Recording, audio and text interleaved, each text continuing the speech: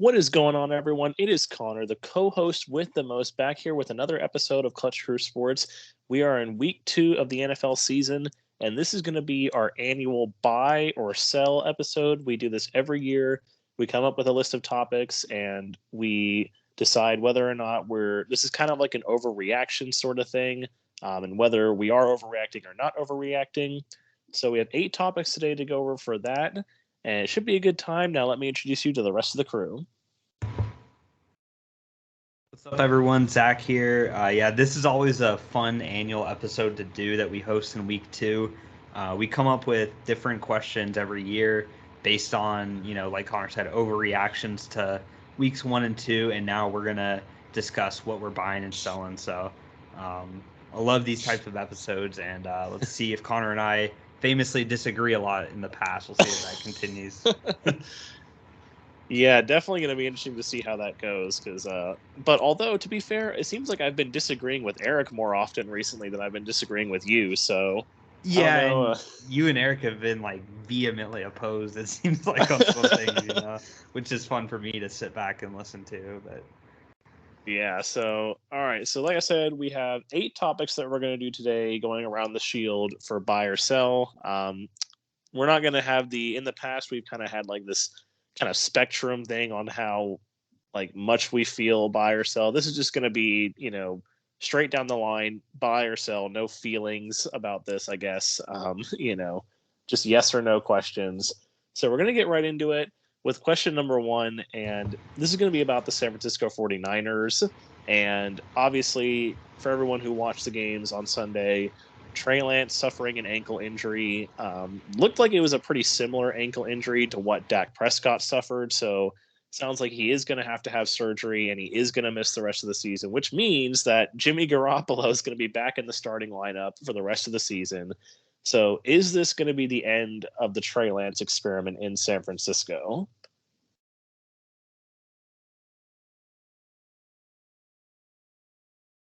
All right, starting off strong here with a disagreement already. I guess I'll go first. For me, I don't think it's going to be the end for them. Like, in my mind, I think they give him at least one more year.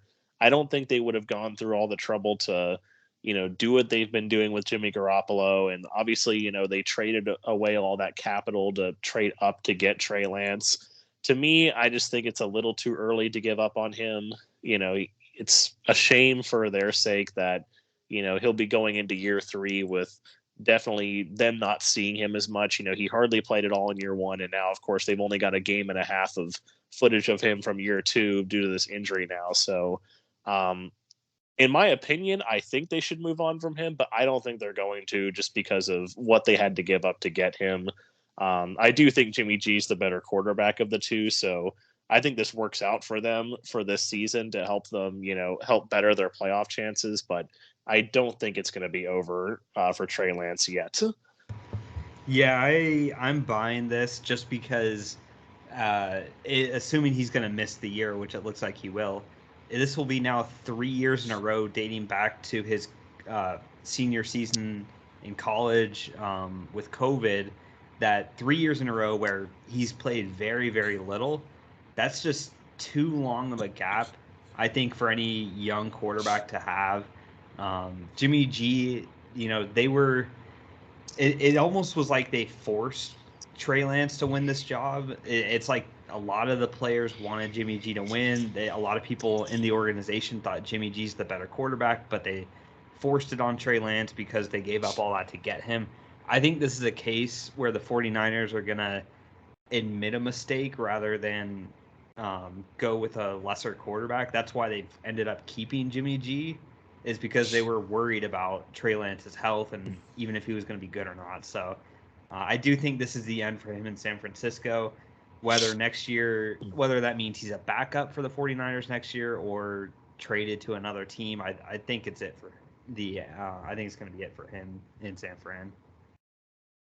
All right. Well, yep. Go ahead and give us our second question here, Zach. Yep. So the next question, are you buying or selling that the AFC East division winning race will be closer than the AFC West?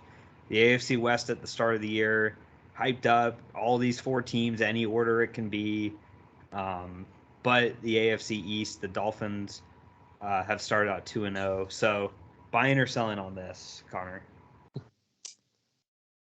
Not moving. Okay. I'm not moving either, actually. I'm buying this. I think from what I've seen from the Chiefs in the AFC East now 2-0, they to me just look like the most complete team in the AFC West. Denver's kind of, they've had their struggles. They're 1-1. The Raiders dropped another game. Now they're 0-2. Of course, the Chiefs beat the Chargers on Thursday Night Football, so they have the head-to-head match there.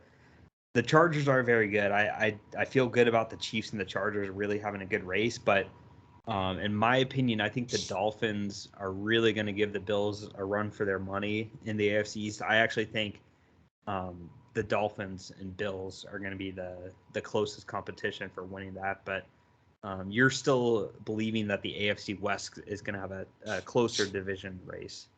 Yeah, I just think, I think part of the reason why, when you're looking at these records between these AFC West teams, is part of it is because they've all played each other so far a little bit. The fact that the Raiders, they're 0-2, which is bad, and both losses came to division opponents, but, they definitely, the Raiders are, the Chargers were the ones that played 2 division opponents, but the Raiders are 0-2. One of those losses came to the Chargers. It was on the road, and the Chargers lost the divisional game to the Chiefs, but that was also on the road. So, no one has lost a home game against a divisional opponent yet. And yeah, the Chiefs are really good, but I definitely think the Chargers especially are going to give them a run for their money. They gave them a run for their money on Thursday Night Football. Justin Herbert, even without Keenan Allen out there, was looking really good. And Keenan Allen coming back only just makes it better. And especially for the Chargers' sake, like, their pass rushing duo is just way too scary for me to think that they're not going to be able to compete with Kansas City. Like, Joey Bosa and Khalil Mack, in the 2 games that they've played together already, they're definitely already living up to the hype. They're putting up good numbers. They're getting pressure on the quarterback. The Raiders, I think, are going to be fine. Obviously they looked decent in the game against the Chargers, but lost, and that wasn't good. They obviously blew the lead today in pretty embarrassing fashion to the Cardinals, although they really should have won that game had it not been for Hunter Renfrow fumbling there at the end of the game. So I think the Raiders are also going to be fine. They just need to get into their groove. And I think the Broncos are going to be fine too. At least, like, I don't know if the Broncos are going to be in the division race hunt, but I think they'll be okay now that they've got a win under their belt.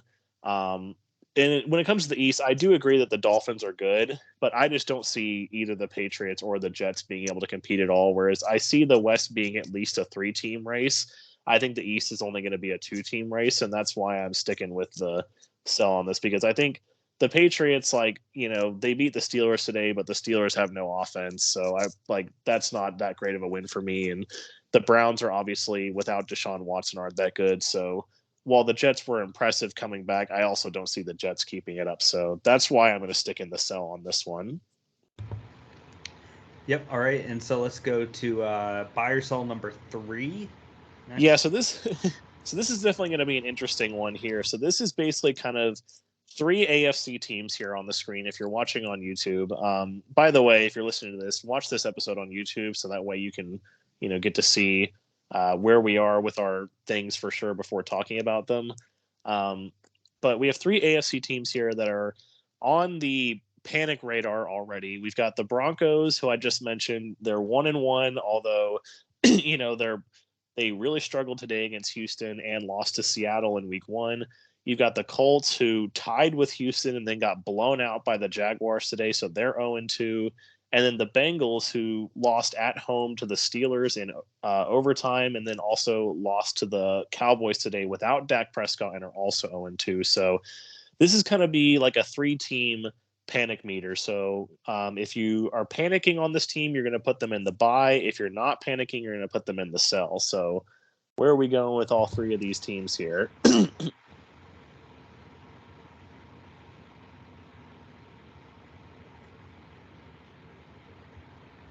Wait, hold on. I completely forgot my own rules there. You said Yeah, no, I just did it okay. wrong. I just messed up my own rules there is what I did. Oh, okay. I meant to put the Bengals and the Colts over here. Now I'm like messing everything up. Here. Okay, so it looks like we got two teams that we're agreeing on, one team that we're disagreeing on. So I'll let you, since you watched the game against the Jags today, tell me about why we're panicking on the Colts here. Yeah, major panic for the Colts in my opinion.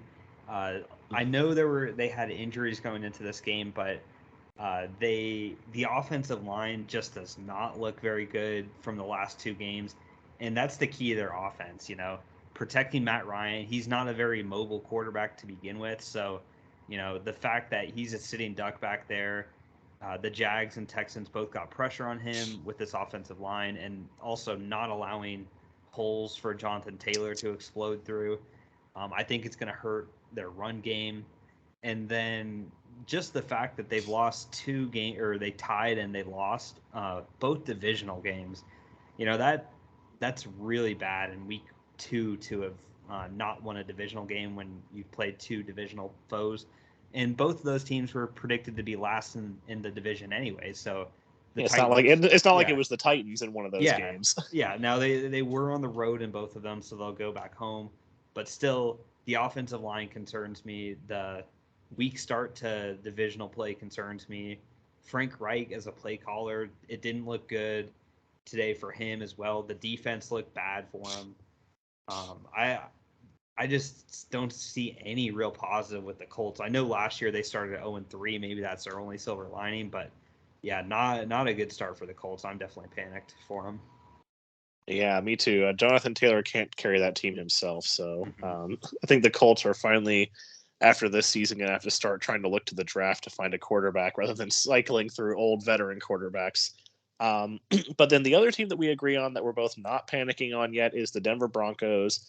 And in my opinion, for them, it's just I think getting this win against the Texans is really just gonna. Although they didn't look very good, and Russell Wilson also didn't look very good.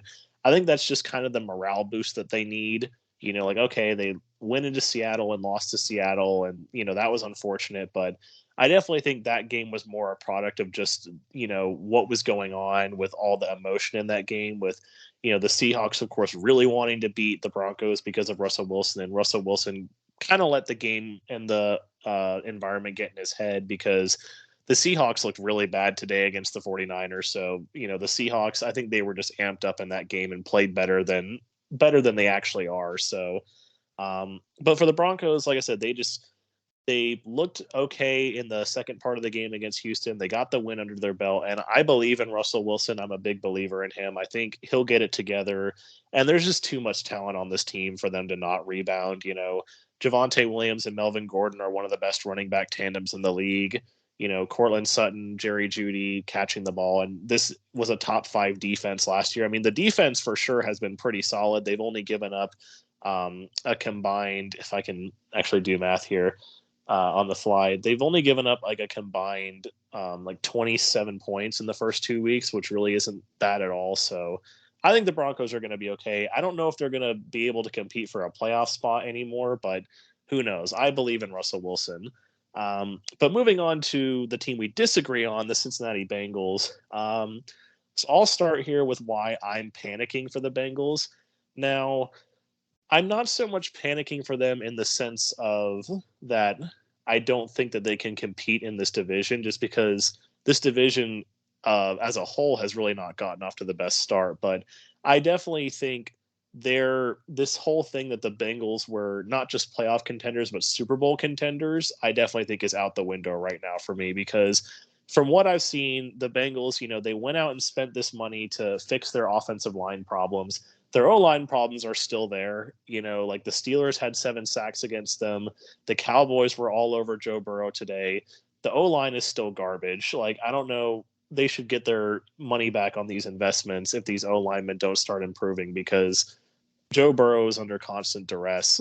And we saw that happen last year, where I think they kind of went on a Cinderella run and got overrated last year a little bit.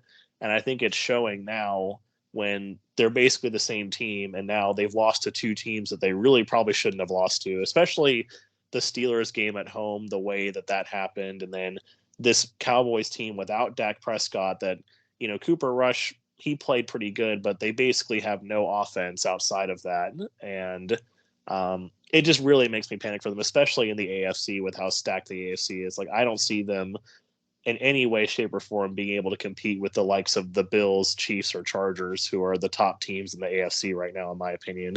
And even going against like the Ravens, who, the Steelers they can compete with because the Steelers don't really have much of an offense at the moment. But going against the Ravens and Browns, who do have good offenses, I just don't see them being able to compete with them. But tell me why you're not panicking on the Bengals yet. Yeah, definitely. I would say concerned, but not. I'm not at the panic side like you are on this. I just think, yes, they did spend all this money in the offensive line, but that's the thing is it takes a new offensive line time to gel. I personally wasn't expecting them to be great anyways early in the season. It's going to be with all these new offensive line pieces, a lot, some of which were injured over training camp, so they really haven't gotten that much experience yet together.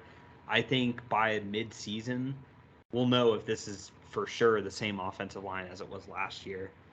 So it's more of a wait and see on the offensive line for me. And then also, too, they have the quarterback still. I know he hasn't looked great so far this year, but I'm still a Burrow believer. I think, if you have that quarterback, you really shouldn't panic, or at least wait a lot longer to panic if you have that quarterback. And then, the two games that they've lost have been combined 6 points, so it's not like they've been blown out. They easily could have won both these games. Definitely it's concerning for them to be starting off 0-2, but I'm not there just to panic just yet. But if they were to lose next week, I think for sure panic. Well, just a fun little stat. Every team there since 2020, since the playoff got expanded to 14 teams, no team that started 0-2 made the playoffs. So that's actually definitely an interesting idea. But Zach, what's our next topic?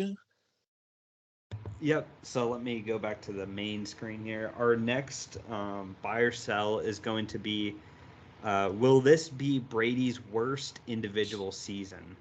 I'm not going to include like some of his very early New England years in this, like but that 2002 season. yeah, but like in modern memory, is this going to be his worst season buying or selling?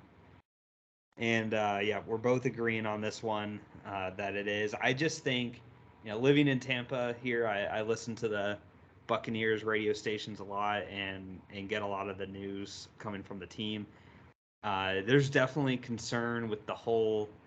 Now, I guess this has just been announced, but I guess he has Wednesdays, every Wednesday off now, which for a veteran is not a crazy thing, but for Brady it is. And then just the whole Giselle thing, it seems like his family and football lives are colliding together, and he hasn't looked great to start the year. New Orleans has a good defense, obviously. He traditionally struggles against them, but for all the weapons this team has, I really would have expected more. I know Godwin didn't play in this one, but yeah, I think the Bucs are going to be okay, but this is definitely going to be Brady's last season, and it's not going to be an MVP type season either. So Yeah, I definitely could see this being reminiscent of the 2015 Broncos. Like, I don't think Brady will play as bad as Peyton did that year, but like, this is definitely one of those that if the Bucs win the Super Bowl, in my mind, it's going to be on the backs of their defense because the offense really isn't outputting the way it should right now.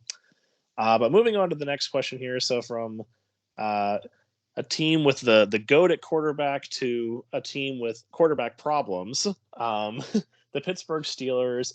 There was, Mitchell Trubisky in his second game, now 1-1 as a starter. The offense was still struggling to get going. There were at times during the game today that the Pittsburgh crowd was chanting for Kenny Pickett. They wanted Kenny Pickett to come into the game. Is it now time for Kenny Pickett to come in and play for the Pittsburgh Steelers, buy or sell? Guess we're not moving. So, yeah, we're both agreeing that it's time for Kenny Pickett to come in. I I've talked about this on the podcast before. I was not happy with the Mitchell Trubisky signing.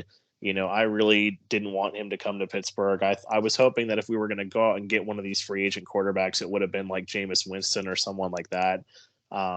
But it's just Trubisky just doesn't look right. He looks like the same player from Chicago where he's not reading the field all the way. He's, making poor decisions. Like the interception he had was really bad. It was literally from his perspective, there was two New England defenders like in front of and behind George Pickens, and he was trying to fit it into this really, really tiny window. And predictably, the defender in front tipped it, and then the defender behind intercepted it. And it was just one of those throws that no good quarterback would ever make. So, and there's a lot of people on the Steelers page that are talking about, oh, well, it's the play calling, or, oh, it's the offensive line. Like the offensive line actually gave Mitchell Trubisky a lot of time to throw the ball today. In my opinion, the O-line was not the problem in this game. It was Mitchell's decision-making. And I just think it's time, just put the rookie in there, let him get some playing time. Tomlin at the start of the year said that he was planning on starting Trubisky for all 17 games, which I think is ludicrous when you spend a first-round pick on a quarterback. So, in my opinion, I think the fans were right to be calling for Kenny because I think Kenny needs to get into the game for sure. Yep, agree with everything you said there. Sticking with, Connor had a Steelers question. I've got a Jags question now. So the Jags, obviously, 24-0 blowout win over the Colts today. They were obviously close in week 1 against the Commanders. Really, Eric and I could talk about that and talk about how much they should have won that game. But will the Jags be competing for a playoff spot here in the AFC, loaded AFC, buy or sell? Ooh, so disagreeing again here, and it's for the non YouTube listeners. It's as you would expect, a disagreement. I'm buying this. Connor is selling it. I think here's the thing. I don't believe so much that they'll be competing for a wild card spot. I mean, obviously, I think they'll be in the mix for that, but I think really it's the division. This is a weak division. People are saying it's the worst, and it definitely could be the worst division in football. So that gives you a chance. Already 1-0 in division play. They took care of business at home against the Colts. It's a favorable schedule from last year's record. But the things I've seen just throughout these first 2 weeks, one, the offense just looks so much better than it did last year. It's like they're actually coming up with offensive game plans, making, drawing up routes for receivers to get open. Christian Kirk's been very good. Evan Ingram's looked really good. Trevor Lawrence, this game was super accurate. I think the offense, they dialed it back a little bit. They didn't take as many deep shots, just kind of throw some easy passes, easy routes and stuff, and it worked. James Robinson and ETN are two really good running backs. The defense had 3 turnovers, 3 interceptions today. I think the defense is a lot better. Last year, they just couldn't create turnovers. They've done that so far this year.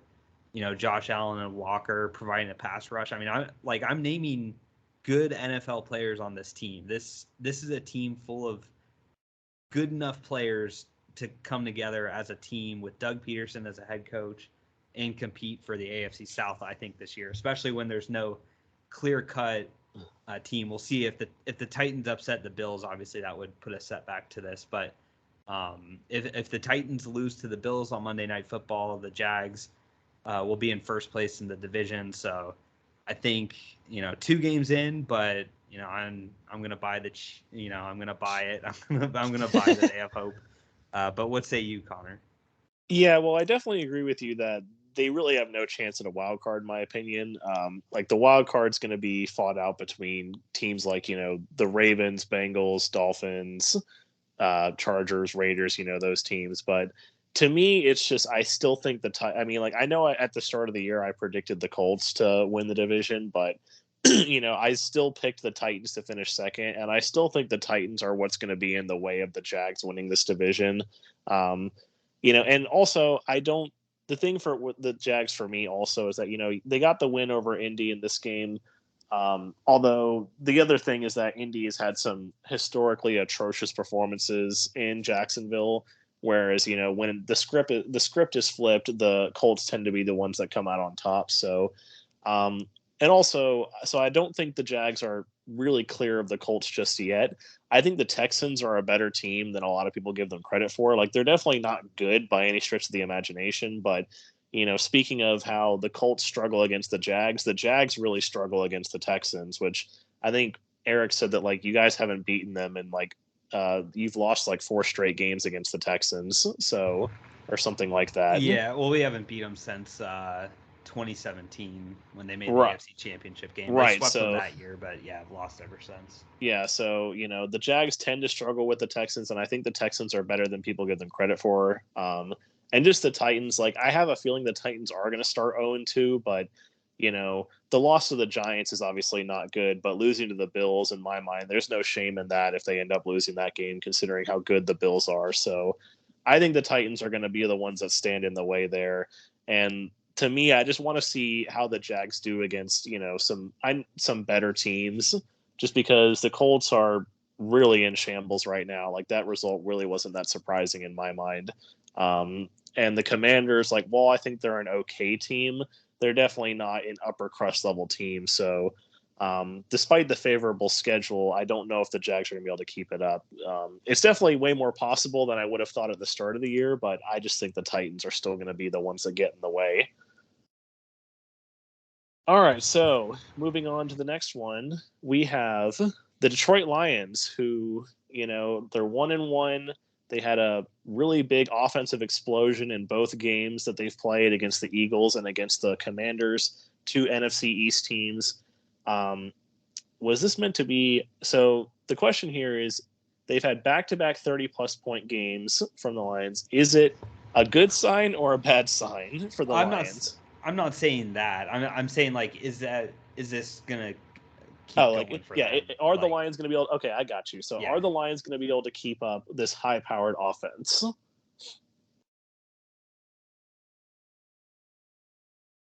Oh, jeez. Wow. Okay, so we're still disagreeing here, but we just flip-flopped. So I'm buying. Zach is selling. I definitely think that they can keep this up. I think Jared Goff, he's definitely not an elite quarterback by any stretch of the imagination, but he's a serviceable enough quarterback in my mind. DeAndre Swift is a really good running back, and they also kind of have, a little bit of a 1-2 punch with Swift and Jamal Williams. Jamal Williams, he's not fantastic either, but he can definitely be a serviceable running back to come in and take some of the workload off of DeAndre Swift, so that way they're not running him into the ground, kind of like how Tennessee does with Derrick Henry or how Pittsburgh did with Najee Harris last year. Amon-Ra St. Brown has been fantastic the first couple of games.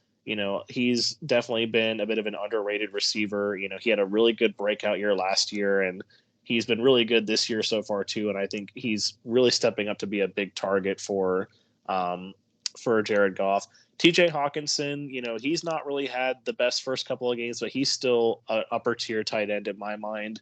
And it's something that also not just the talent that the Lions have that I think is going to be what keeps this up, but I think it's just going to be the necessity in my mind a little bit, because the Lions, their defense isn't very good from what we've seen so far the first couple of weeks. And it's going to be one of those things that they're going to be one of these teams that they're going to win or lose based on what happens in these shootouts.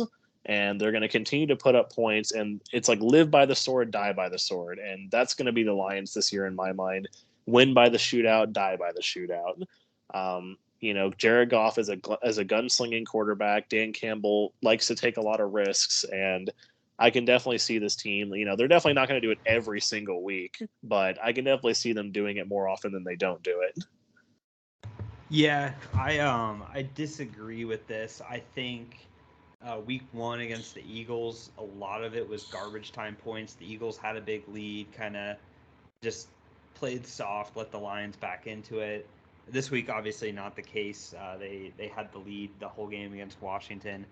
And I'm a fan of the skill position players, the offensive line. But to me, the thing that's preventing me from buying on this is just Jared Goff. I think he's too inconsistent of a quarterback. for me to buy this. I think we've seen the good Jared Goff, but trust me, we're going to see the bad Jared Goff for sure. So because of Jared Goff, I think it's not going to be consistent for the Lions. I think they'll have their moments. They're not going to definitely going to be a step up from last year for them, but I just think overall they're going to end up being too inconsistent for me to say yes to this. But we will finish these questions out by talking about the New York Giants. So will the Giants... Eric's favorite team, the New York Football Giants. Yeah. The Giants 2-0 obviously right now. Will they be over 500? So will they get 9 wins this season, buy or sell?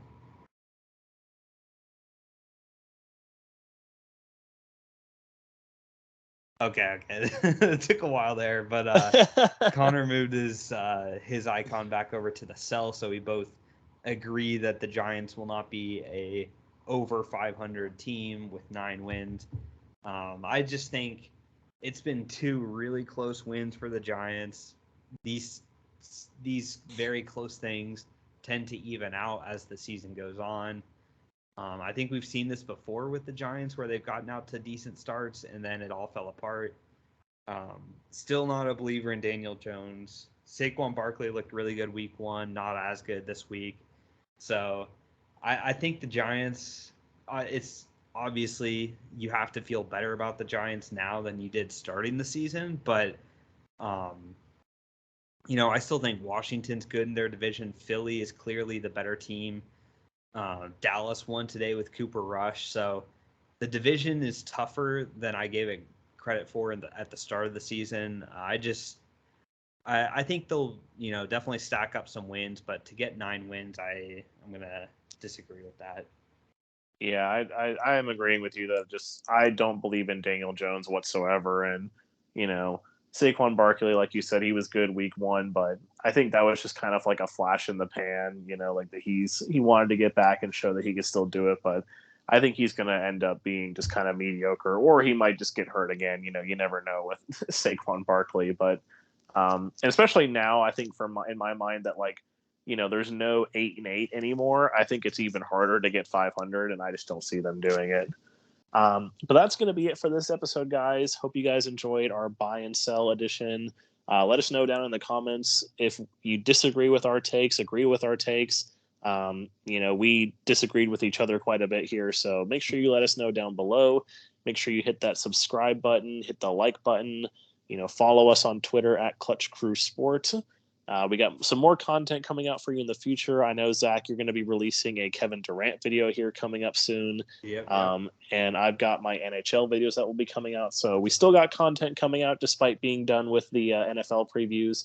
So we got, and as well as the lock board that will be coming out weekly. But again, thanks so much for watching. And Zach, I'll let you give the line. Yep. Be clutch. And for Eric, peace.